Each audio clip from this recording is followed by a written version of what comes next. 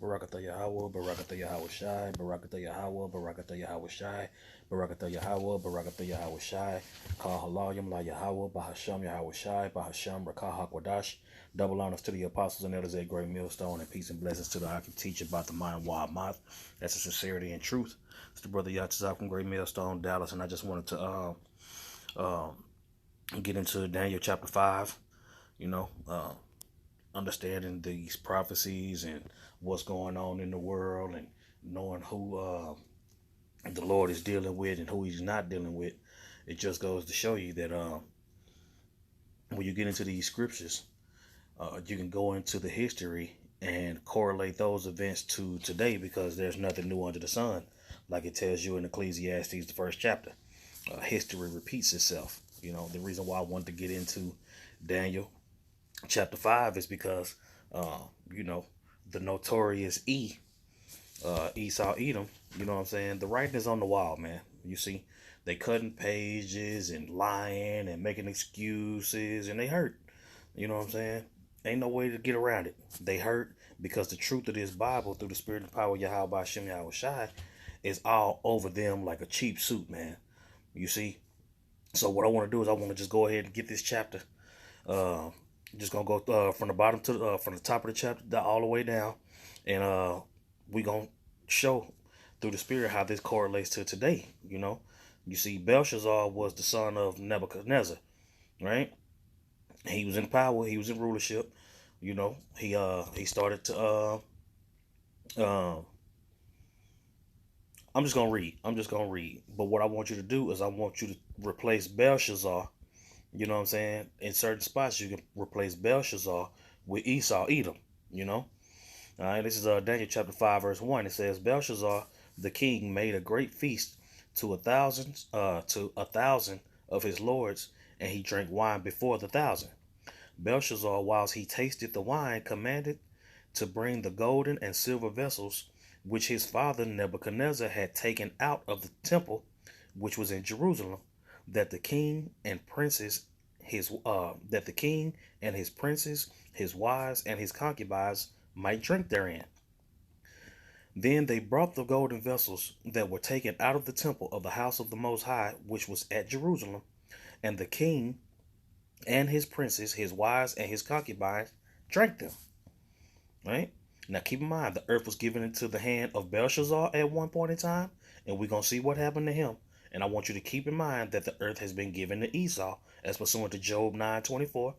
The earth has been given into the hand of the wicked. They covered the faces of the judges thereof. And you can also couple that with First Maccabees, chapter 3, verse 48, where it talks about how the heathen painted their own images over the original images, which were the Israelites. It says, then they brought the golden vessels that were taken out of the temple of the house of the Most High, which was at Jerusalem, and the king and his wives and his princes and his concubines drank them. They drank wine and praised the gods of gold and of silver and of brass, of iron, of wood, and of stone. In the same hour came 4 fingers of a man's hand and wrote over against the candlestick upon the plaster of the wall of the king's palace, and the king saw the part of the hand wrote, and the king saw the part of the hand that wrote, right? So the king saw this hand, right? Now keep in mind, he's in his pride, he's in his splendor. You know what I'm saying? He's celebrating, taking over the Israelites, right? With his family, his wives, his concubines, everybody's there, right? He's all full of himself. Verse 6, it says, then the king's countenance was changed, right? And his thoughts troubled him, so that the joints of his loins were loosed, and his knees smote one against another. So him seeing that hand and that writing on the wall, you see what I'm saying? That writing on the wall is his future. That writing on the wall is his judgment, more than likely. You see what I'm saying? Just like when you use the account where Yahushua wrote whatever he wrote in the sand, and it made those wicked Pharisees leave and not want to stone the woman anymore, right? Show judgment, show sins, whatever he showed them, right? It says the king's countenance was changed. Now keep in mind, he just went from being happy and in mirth to now he's worried to the point to where his knees are knocking. You see? It says, then the king's countenance was changed, and his thoughts troubled him, so that the joints of his loins were loosed, and his knees smote one against another.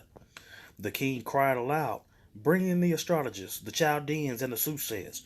And the king spake, and said to the wise men of Babylon, whosoever shall read this writing, and show me the interpretation thereof, shall be clothed with scarlet, and have a chain of gold about his neck, and shall be the third ruler in the kingdom. Right? I'm also get the commentary to this too. You know what I'm saying? It says, then came in all the king's wise men, but they could not read the writing, nor make known to the king the interpretation thereof. Then was King Belshazzar greatly troubled. It's getting worse. You see, the more people he bring in to try to figure out what's going on, the worse it's getting, because can't nobody tell him nothing. And his countenance was changed in him, and his lords were astonished. They had never seen him in such a state, in such a weak state, in such a vulnerable state. It says, now the queen, by reason of the words of the king of his lords, came into the banquet's house, and the queen spake and said, O king, live forever. Let not thy thoughts trouble thee, nor let thy countenance be changed. So his girl is pretty much trying to cheer him up. We all heard, we balling, we took everything from Israel. You got to be happy. You got to smile, baby. Right?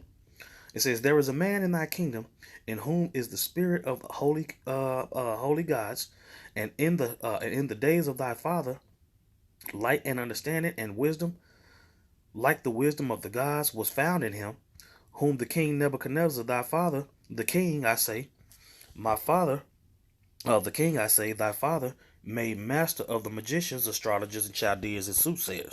Right? She went back into the history. She was like, shit, Daniel's still alive, and Daniel helped your pops when he couldn't do nothing with his dreams, so maybe he could help you with this. Right? It says, for as much as an excellent spirit, and knowledge, and understanding, interpreting of dreams, and showing of hard sentences, and dissolving of doubts, were found in the same Daniel, whom the king named Belteshazzar. Now let Daniel be called, and he will show the interpretation. Right? So now they try to go get Daniel to see what Daniel can do. Right? Now keep in mind, the Lord plagues the minds of men. You see, the Lord sets up angels. When you go into the councils of the Lord and the angels, the Lord presents a certain situation. The angels show how they gonna comply, right? And then they keep moving forward, right? It's also a scripture that refers to the minds of men being stronger back then, right? It took a while to work on a man's mind back then, right? Verse 13, it says, then was Daniel brought in before the king, and the king spake and said unto Daniel, art thou that Daniel, which art of the children of captivity of Judah, whom the king my father brought out of Jewry? I have even heard of thee, that the spirit of the gods is in thee, and that light and understanding and excellent wisdom is found in thee. And now the wise men, the astrologers, have been brought in before me, that they should read this writing, and make known unto me the interpretation thereof, but they could not show the interpretation of the thing. And I have heard of thee that thou canst make interpretations and dissolve doubts. Now if thou canst read the writing and make known to me the interpretation thereof, thou shalt be clothed in scarlet and have a chain of gold about thy neck, and shalt be the third ruler in the kingdom, making him third in command over all this kingdom. Then Daniel answered and said before the king, let thy gifts be to thyself, and give thy rewards to another. Yet I will read the writing unto the king, and make known to him the interpretation. So Daniel told him, look, I don't need nothing that you offering, but I'm going to tell you what this thing is. Right? It says, O thou king, the most high God gave Nebuchadnezzar, thy father, a kingdom, and majesty, and glory, and honor. And for the majesty that he gave, and for the majesty that he gave him, all people, nations, languages trembled and feared before him, whom he would slew, whom he slew, and whom he kept alive, and whom he kept alive, and whom he would set up and whom he would put down. Right? This is the Lord that's doing this. It says, but when his heart was lifted up and his mind hardened in pride, he was deposed from his kingly throne, and they took his glory from him. And this is what's going to happen to Esau. Just like it happened to Nebuchadnezzar, just like it happened to Belshazzar, it's the same thing that's going to happen, man. You see, the Lord is going to make the decision on who's ruling and who's not. Right?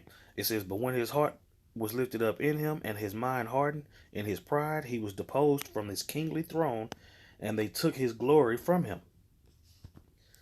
Verse 21, it says, and when he was driven from the sons of men, and his heart was made like the beasts, and his dwelling was with the wild asses, they fed him with grass like oxen, and his body was wet with the dew of heaven, till he knew that the Most High God ruled in the kingdom of men, and that he appointeth over it whomsoever he will.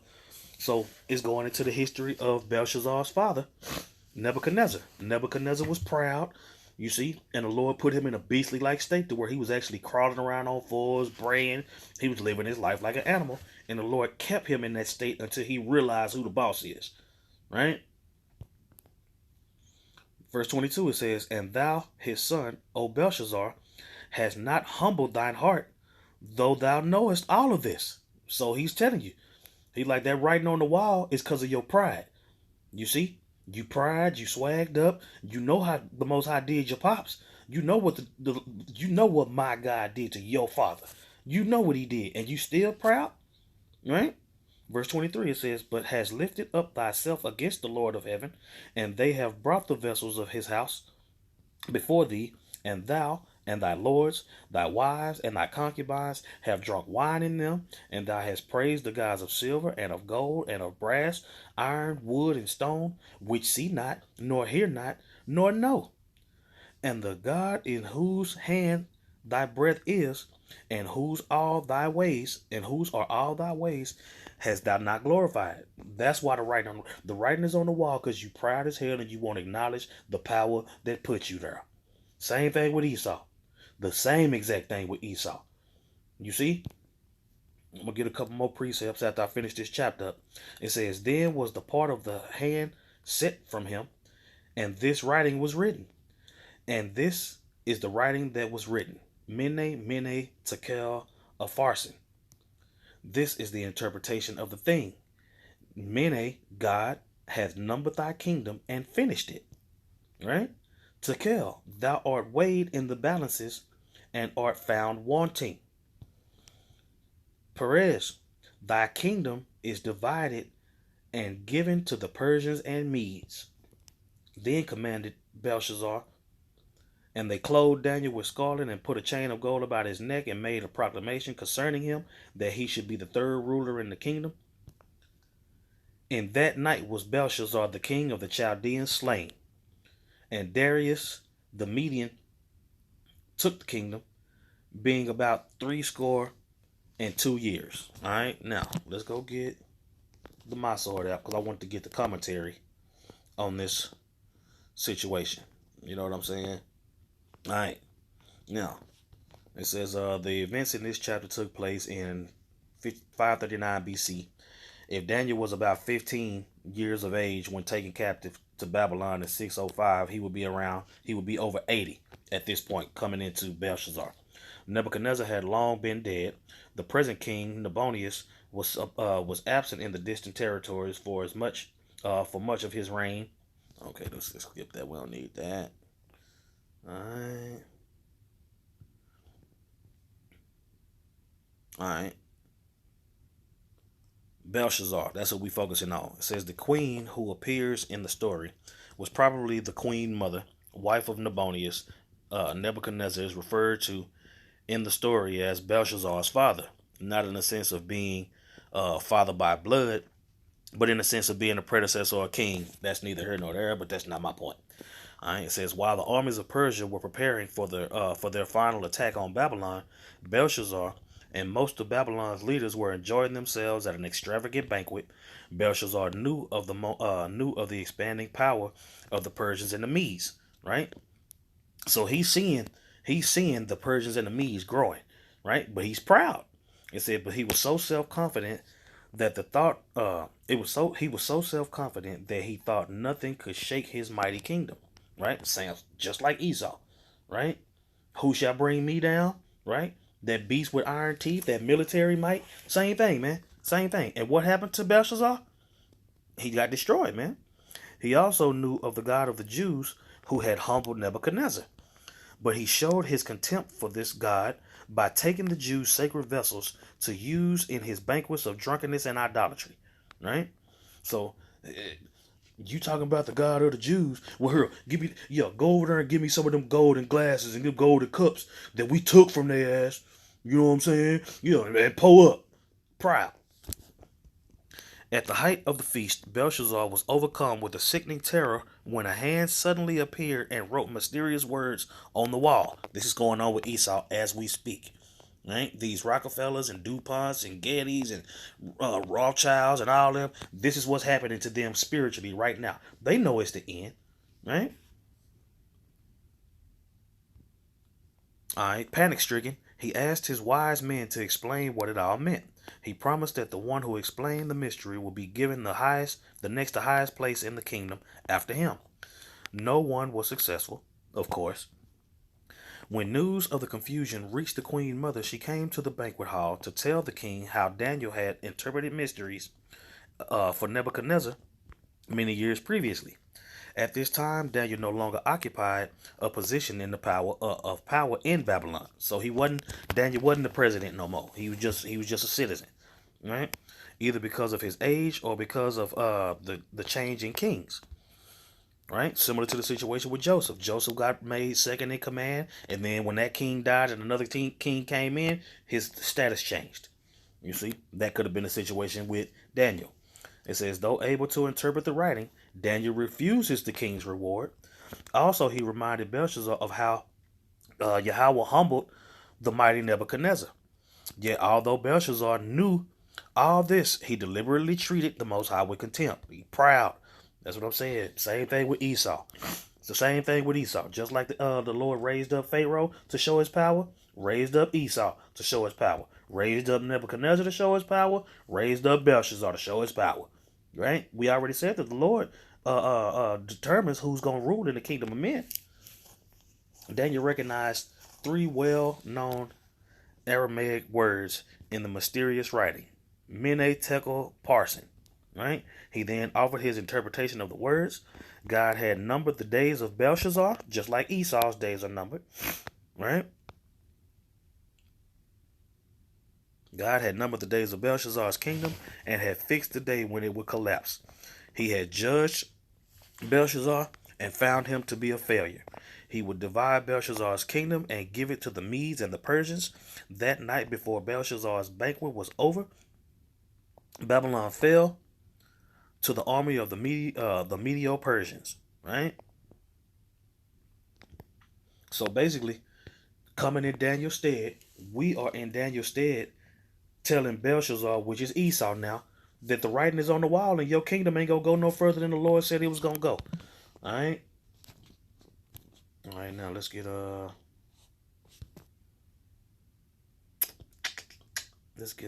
Second Ezra 6. Alright. This is Second Ezra chapter 6, verse 9. For Esau is the end of the world, and Jacob is the beginning of him that followeth, man. You see? We telling you through the Spirit. You see? The prophets of the Heavenly Father are telling you, just like Daniel was telling Belshazzar. Right? Daniel told him, that fear that you feel, that writing on the wall, is for your pride and your destruction. You see? And that's the same thing with Esau, man. Esau is the end of the world, and Jacob is the beginning of it that followeth, and the writing is all over the damn wall. What you gonna do about it? You know what I'm saying? Hey, so with that, I want to give all praises to Yahweh, Bahasham, Yahweh Shai, Bahasham, Rakah HaKodash.